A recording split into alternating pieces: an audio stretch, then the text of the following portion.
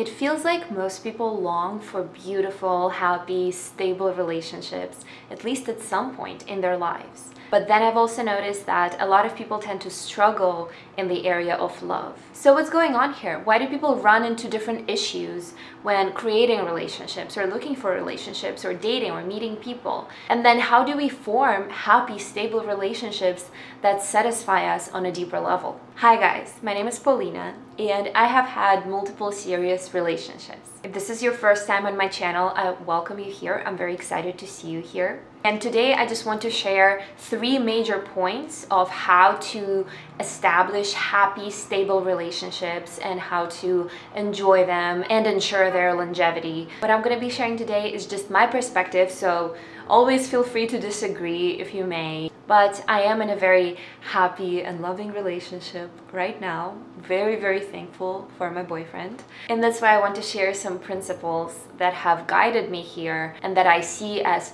cornerstones of our relationship and of the happiness that we have. Okay guys, so my first point that I want to share with you today is you should never rely on anybody else to make you happy. This might sound paradoxical because we're talking about relationships here and we think that the relationship will give us happiness.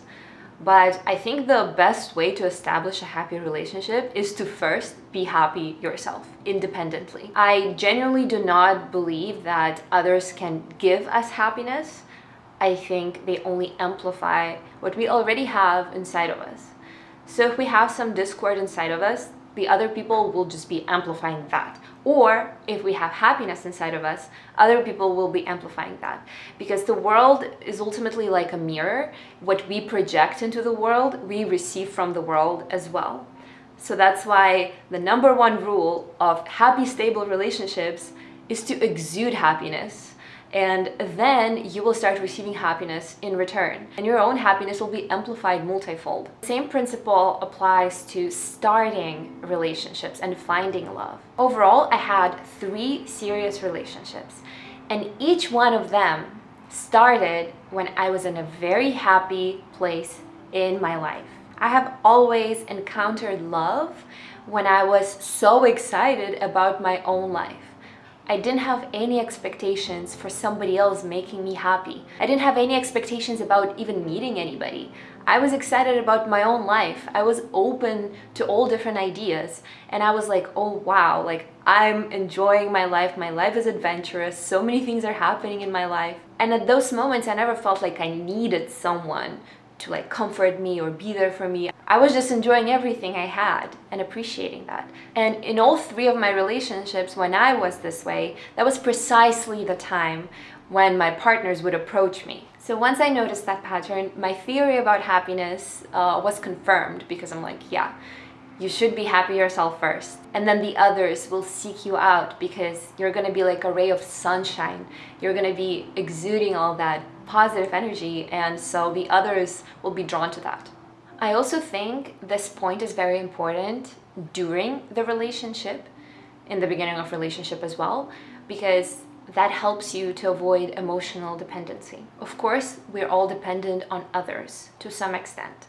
That is a given. But at the same time, it can be very difficult for your partner to carry your emotional load or to be responsible for how you feel and for your emotions. You're the only person who is responsible for your emotional state. So that's why I think that emotional dependency in relationships prevents them from thriving and prevents them from being stable, being happy. It drains the energy out of the relationship. I think once you get into a serious relationship, it can be difficult not to become emotionally dependent on somebody else, especially if you spend so much time with them. And all of these changes, they just happen incrementally, so you might not even notice how you're becoming emotionally dependent on your partner.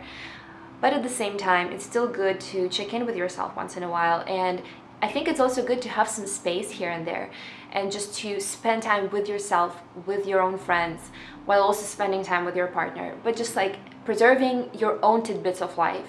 So you have this multifaceted universe in which you have so many things going for yourself. I know that some people love to be together 24/7, and if that works for you, that's absolutely great. But in my experience, it has definitely helped me to just love my partner, but also have a little bit of space here and there and spend a little bit of time on my own and just like reflect on my life and what do I want. Because of course we exist as a couple, but also we also exist as individuals. And I think it's important to remember your own goals, your own dreams, and what gives you happiness. How can you have happiness internally? The second point that I would love to share with you today is about how I say no to drama. And thankfully my boyfriend does that as well.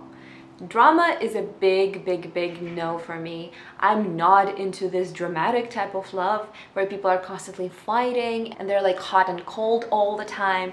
I do not dig that. And that is why I'm sharing this with you today, because I think giving up drama is very helpful when you want to foster stable and happy love. I again acknowledge that all of the relationships are different. There is no universal recipe. But in my experience, it has helped me to give up dramatic relationships. When I think about my love and my relationship, that to me is my safe haven. It's somewhere where I want to return daily, where I feel very loved, very safe, like I can share anything. And I also recognize that there's so many other challenges that I'm facing in my own life, and I don't want my relationship to be one of those challenges. I don't think that relationships have to be hard work. I think when relationships are draining and dramatic, that ultimately is just not healthy and helpful to you, because they're making you feel worse than you would have felt otherwise. That's why I always think twice before picking a fight. I always think twice about what is worth fighting over and what is not worth fighting over. Of course, communication is very important, so you should never feel bottled up, but little fights and big fights, they're just not worth it to me. I think in our society, we often think of relationships as this kind of like crazy love story with ups and downs, but it's just not how I see love. I see love as stable, happy, consistent, something that I can rely on, a person who is there for me and who I love so dearly. That is happy, stable love to me. And if talking about the beginning of the relationship, I also think that dramatic love would be a no-go for me. Even in the beginning of the relationship, there could be people who are giving mixed signals, like they reach out one time, but then they disappear for a week and then they reappear. And then it's just kind of like this wishy-washy interaction. And some people find it appealing, but for me, I associate that with a little bit of drama as well. So I have found that what works best for me is when a person is caring and consistent from the first day that we met. I'm really drawn to that because I really want to avoid unnecessary drama.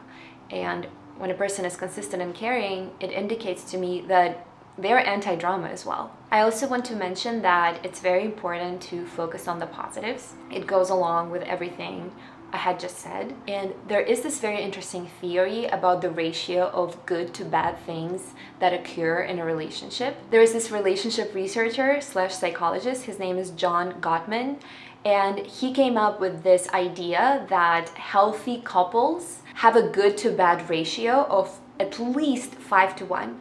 So for a couple to be happy and thriving, there needs to be at least 5 positive things that happen for every negative thing. Otherwise, people feel like it might not be worth it. They will have this subconscious feeling like they're not reaping the benefits of the relationship if there are too many negative things going on. I really support this idea. That's why I'm talking to you about not having drama, because drama to me is associated with negative things. My last point in what helps me to build happy and stable relationship with my boyfriend is embracing the duality of our nature. I fully agree with the idea that sexuality is fluid and there is no single way to define it at all. But at the same time, I have noticed that it helps me to think about our hormonal composition and how females and males are so different, that it was helpful for me to just acknowledge the ways in which him being masculine and me being feminine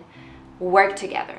Of course, all of us humans, we also share a lot of androgynous qualities, but at the same time, we also have feminine qualities, masculine qualities, and I think it helps me a lot to embrace those qualities in our relationship. It's this idea of understanding our differences, understanding the difference in how we think and perceive the world, and how we approach different tasks and goals, and how we create our visions and create our dream lives. And yeah, it is about celebrating those differences in how we function. I'll give you an example from an early phase of a relationship. I have found that I really appreciate when a man takes the leadership in the early phase of the relationship and actively engages in the pursuit of a woman or a person he's after. So that to me shows his masculine qualities and how he takes initiative and how he goes after what he wants. And I really, really admire that. And to me, when a man is acting that way, I definitely get drawn to that, because that to me is a masculine quality. Similarly, I really celebrate any leadership that a man takes. That to me is very, very attractive. So to me, when a man embraces his leadership qualities, I see how that would contribute to us building happy and stable relationship. It also helps me to remember that when sometimes we disagree, it might be because we think differently and we approach the world differently, and that is beautiful and that is okay, and that's not something we should argue over. We should instead be trying to understand each other and understand how we function differently, and how these more unique qualities that we have, more like feminine or masculine qualities, can be like pieces of the same puzzle, and how they can complement each other to build a very strong foundation for the relationship. I think that women are natural caregivers. That's why we have higher levels of oxytocin in our bodies. That's like a bonding hormone. And I think this nurturing quality allows me to contribute to my relationship and be this caring and nurturing person with my boyfriend. And so I think our complementing qualities ultimately create this symbiotic relationship and a very stable foundation for our love.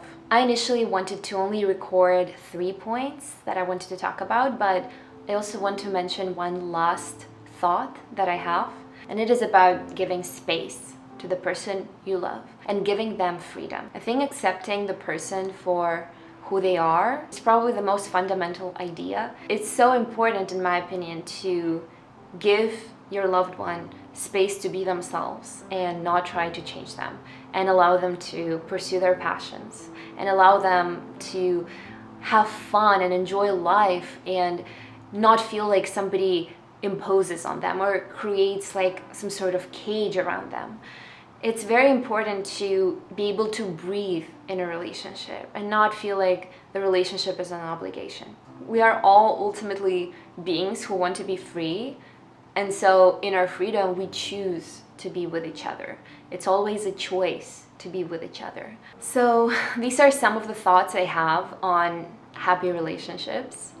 I know that a lot of what I said can be hard to implement in our lives sometimes, but I think it definitely comes with practice, and it's a very freeing and loving philosophy. And I also want to say how thankful I am for the relationship I have and for everything that has led me here. It has led me to encounter this type of love. Well guys, thank you so much for watching. I will see you in my next video. Bye.